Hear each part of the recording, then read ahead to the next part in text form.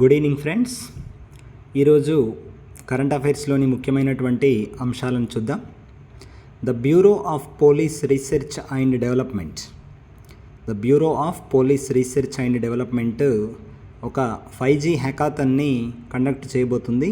So ఈ 5G హ్యాకాథన్ పేరు Vimarsh 2023.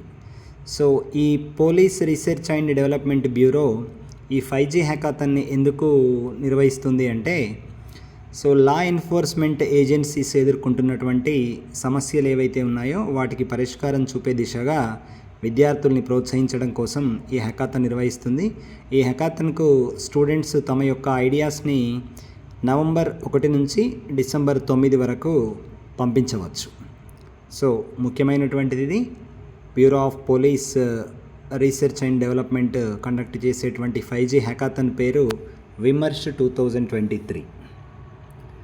So next ఇంకొక ముఖ్యమైనటువంటి అంశం ఏంటి ఈరోజు వార్తలలో అంటే, భూటాన్, చైనా ఈ రెండు దేశాల మధ్య ఉన్నటువంటి సరిహద్దు వివాదానికి పరిష్కారం దిశగా 25వ రౌండ్ సరిహద్దు చర్చలు కూడా ముగియడం జరిగింది.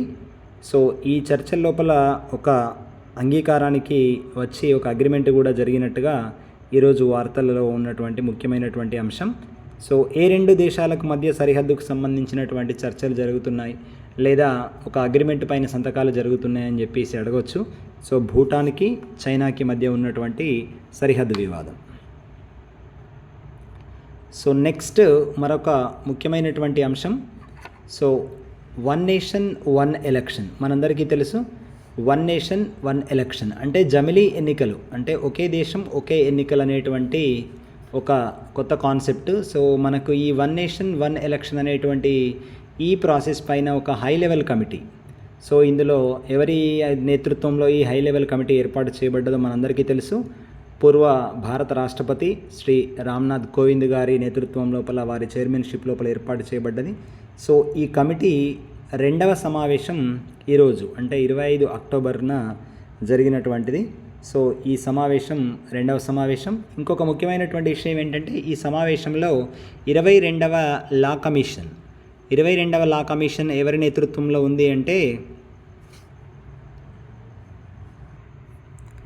రుతురాజ్ అవస్థి గారి నేతృత్వంలో ఉన్నటువంటి 22వ లా కమిషన్ కూడా తమ యొక్క మార్గదర్శకాలని, తమ యొక్క అభిప్రాయాలని ఈ కమిటీకి అందించినట్టుగా మనం ఈరోజు వార్తల్లో చూస్తున్నాం.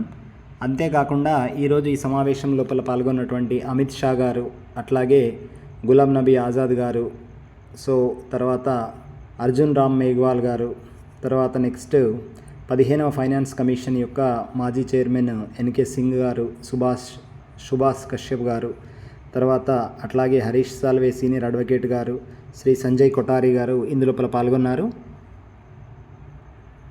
అట్లాగే ఇంకొక విషయం ఏంటి అంటే, కాంగ్రెస్ నేత అయినటువంటి అధీర్ రంజన్ చౌదరి గారు ఈ కమిటీకి రాజీనామా చేస్తున్నట్టు ప్రకటించారు. సో దాన్ని కూడా కమిటీ గుర్తించింది. నెక్స్ట్ మరొక ముఖ్యమైనటువంటి విషయం ఏంటి అంటే, కేంద్ర పరిశ్రమలు మరియు వాణిజ్య శాఖ మంత్రి పీయూష్ గోయల్ గారు 7th ఫ్యూచర్ ఇన్వెస్ట్మెంట్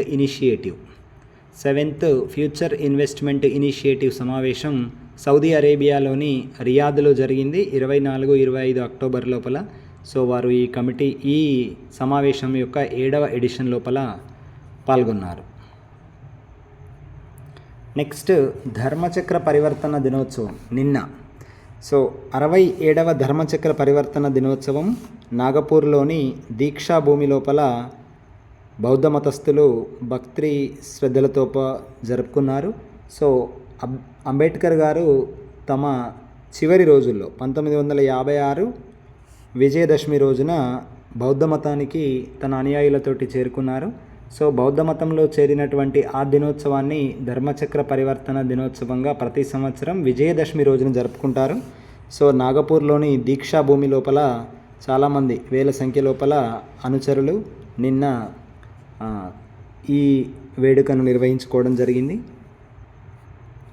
నెక్స్ట్ మరొక ముఖ్యమైనటువంటి విషయం 3 రోజుల క్రితం జరిగినటువంటిది. సో ఇదేంటి అంటే, భారతదేశం యొక్క సుప్రీంకోర్టు చీఫ్ జస్టిస్ అయినటువంటి డివై చంద్రచూడ్ గారు హార్వర్డ్ లా స్కూల్ నుంచి హార్వర్డ్ లా స్కూల్ నుంచి గ్లోబల్ లీడర్షిప్ అవార్డును పొందడం జరిగింది. సో తను చదివినటువంటి హార్వర్డ్ లా స్కూల్ నుంచి గ్లోబల్ లీడర్షిప్ అవార్డు పొందడం అనేది గొప్ప గౌరవంగా భావిస్తున్నానని చెప్పడం జరిగింది. సో ఏ యూనివర్సిటీ వాళ్ళు గ్లోబల్ లీడర్షిప్ అవార్డు ఇచ్చారు చంద్రచూడ్ గారికి అని అడగవచ్చు. So Harvard university very important అండి. సో అతనికి ఇచ్చినటువంటి అవార్డు కూడా global leadership award. So next ఇదొకటి, ఈరోజు హిందూ పేపర్ లోపల ఒక ఆర్టికల్ ఇవ్వడం జరిగింది. సో భారతదేశం 2036లో ఒలింపిక్స్ నిర్వహించడానికి సిద్ధంగా ఉంది అని చెప్పేసి 10 రోజుల క్రితం 141వ session international Olympic committee meeting జరిగింది భారతదేశంలో. సో ఈ మీటింగ్లో నరేంద్ర మోడీ గారు 2036 నిర్వహించడం కోసం భారతదేశం సుముఖంగా ఉంది అని తెలియజేయడం జరిగింది. సో ఇప్పటికైతే దీనికి సంబంధించిన బిడ్డింగ్స్ కానీ ఏం జరగలేదు. సో ఈ నేపథ్యంలో మనం తెలుసుకోవాల్సింది ఏంటి అంటే 2020 ఒలింపిక్స్ ఎక్కడ జరిగినాయి మనందరికీ తెలుసు, టోక్యో, జపాన్లోని టోక్యోలో జరిగినాయి. 2024 ఒలింపిక్స్ ఎక్కడ జరుగుతున్నాయంటే ప్యారిస్లో జరుగుతున్నాయి, ఫ్రాన్స్లోని ప్యారిస్లో 2024 ఒలింపిక్స్ జరగబోతున్నాయి. అట్లాగే 2028 ఒలింపిక్స్ ఎక్కడ జరుగుతున్నాయంటే లాస్ ఏంజిల్స్లో జరగబోతున్నాయి, అమెరికాలోని లాస్ ఏంజిల్స్ నగరంలో 2028 ఒలింపిక్స్ జరగబోతున్నాయి. అట్లాగే 2032 ఒలింపిక్స్ కూడా ఎక్కడ జరగబోతున్నాయంటే ఆస్ట్రేలియాలోని బ్రిస్బేన్ నగరంలో జరగబోతున్నాయి. సో మనకు ఈ మూడింటి పైన చాలా గ్రిప్ ఉండాలి. ఈ 24లో ప్యారిస్లో, 28లో లాస్ ఏంజిల్స్లో, 32లో బ్రిస్బేన్లో జరుగుతాయి. అంతకుముందు 2020లో ఒలింపిక్స్ టోక్యోలో జరిగినాయి. 2016 ఒలింపిక్స్ కూడా బ్రెజిల్లోని రియో డిజనీరో, అందుకే దాన్ని రియో ఒలింపిక్స్ అంటారు. సో అది కూడా గుర్తుంచుకోవాలి. చూద్దాం తర్వాత మరి భారత్ ఈ బిడ్డింగ్లో పాల్గొంటుందా, మరి పాల్గొని భారత్ ఒలింపిక్ ఆతిథ్యం ఇవ్వగలుగుతుందా చూడాలి తర్వాత. నెక్స్ట్ ఇంకొక ముఖ్యమైనటువంటి అంశం ఏంటి అంటే బీఆర్ఎస్ పార్టీకి చెందినటువంటి ఎమ్మెల్సీ కల్వకుంట్ల కవిత గారు వచ్చే 30వ తారీఖున, ఈ నెల అక్టోబర్ 30వ తారీఖున ఆక్స్ఫర్డ్ యూనివర్సిటీ లోపల మాట్లాడడానికి అరుదైనటువంటి గౌరవాన్ని, ఆహ్వానాన్ని పొందడం జరిగింది. సో వారు తెలంగాణ రాష్ట్రానికి సంబంధించినటువంటి డెవలప్మెంట్ గురించి విద్యార్థులను ఉద్దేశించి ప్రసంగించబోతున్నారు. సో ఈ ప్రసంగం లోపల ముఖ్యంగా రైతులకు బీఆర్ఎస్ పార్టీ చేసినటువంటి ముఖ్యమైనటువంటి విషయాలను చర్చించబోతున్నారు. 24 గంటల కరెంటు గురించి, అదేవిధంగా రైతు బంధు, తర్వాత రైతు బీమా పథకాల గురించి మాట్లాడబోతున్నట్టుగా సమాచారం. సో ఆక్స్ఫర్డ్ యూనివర్సిటీ లోపల కవిత గారు 30వ తారీఖున ప్రసంగించబోతున్నారు. ఇది ఇంపార్టెంట్. నెక్స్ట్ శ్రీలంక భారతదేశంతో పాటుగా మరో 6 దేశాలు, మొత్తం 7 దేశాలకి ఫ్రీ వీసా అంటే ఎలాంటి రుసుము లేకుండా వీసాను ఇవ్వడానికి అంగీకారం తెలియజేసింది. సో భారతదేశంతో పాటుగా China, Russia, Malaysia, Japan, Indonesia మరియు థాయిలాండ్ దేశాలకి ఎలాంటి రుసుము లేకుండా, అంటే వీసాకు నామినల్గా కూడా ఎలాంటి రుసుము లేకుండా కూడా వీసా ఇవ్వడానికి తను సన్నద్ధంగా ఉన్నట్టుగా చెప్పడం జరిగింది. సో వాళ్ళ దేశం యొక్క పర్యాటకుల్ని పెంచుకోవడంలో భాగంగా ఫ్రీ వీసాలు ఇస్తుంది 7 దేశాలకు. సో భారతదేశానికి ఉచితంగా వీసా ఇచ్చేటువంటి దేశం ఏది అని అడగచ్చు. నెక్స్ట్ మరొక ముఖ్యమైనటువంటి అంశం ఏంటి అంటే ఐస్లాండ్ దేశంలో ఈరోజు ఒక్కరోజు వేల కొలది మహిళలు ఒకరోజు స్ట్రైక్ చేశారట జెండర్ డిస్క్రిమినేషన్కి వ్యతిరేకంగా, అంటే లింగ వివక్షతకు వ్యతిరేకంగా అన్నమాట. సో ఐస్లాండ్ అనగానే మనకి ఏంది గుర్తుకొస్తుంది అంటే ఇది లింగ సమానత్వం లోపల గత 14 సంవత్సరాలుగా 1వ స్థానంలో ఉన్నటువంటి దేశం. సో అలాంటి దేశంలో కూడా చిన్నగా ఎక్కడో చిన్న సంఘటనలు జరిగితే అలాంటివి కూడా జరగద్దు అని చెప్పేసి వేల కొద్దీ మహిళలు ఈరోజు ఒకరోజు స్ట్రైక్ లోపల పాల్గొన్నారు.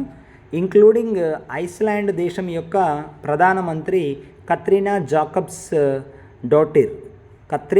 జాకబ్స్ డాటిర్ అనేటువంటి వారి ప్రధానమంత్రి కూడా వీళ్ళతో పాటుగా జాయిన్ అయ్యింది. సో లింగ సమానత్వానికి అత్యధిక ప్రాముఖ్యతను ఇచ్చేటువంటి దేశం ఐస్లాండ్లో జరిగినటువంటి సంఘటన, ఇది ఇంపార్టెంట్ గుర్తుంచుకోండి. అట్లాగే భారతదేశం 26-28 అక్టోబర్ లోపల యునైటెడ్ నేషన్స్ యొక్క ఫోరం ఆన్ ఫారెస్ట్స్ అనేటువంటి ఒక సమావేశాన్ని నిర్వహించబోతుంది. సో భారతదేశం United nations forum on forests ఈ సమావేశం ఎక్కడ నిర్వహించబోతుంది అంటే డెహ్రాడూన్, ఉత్తరాఖండ్ లోపల మనకు ఫారెస్ట్ రీసెర్చ్ ఇన్స్టిట్యూట్ ఉంది. సో ఫారెస్ట్ రీసెర్చ్ ఇన్స్టిట్యూట్ ఉత్తరాఖండ్లోని డెహ్రాడూన్లో ఉంది. అక్కడ జరగబోతుంది United nations forum on forests 26-28 October లోపల.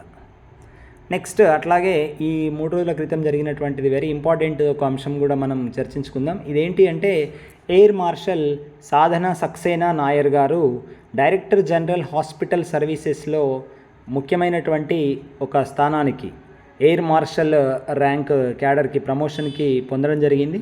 సో ఈ armed forces director general hospital సర్వీసెస్కి మొట్టమొదటి వ్యక్తి. So she is the first lady to take this post. So director general hospital services armed ఫోర్సెస్కి హెడ్గా వారు చార్జ్ తీసుకోవడం జరిగింది. సో ఇది వెరీ వెరీ ఇంపార్టెంట్.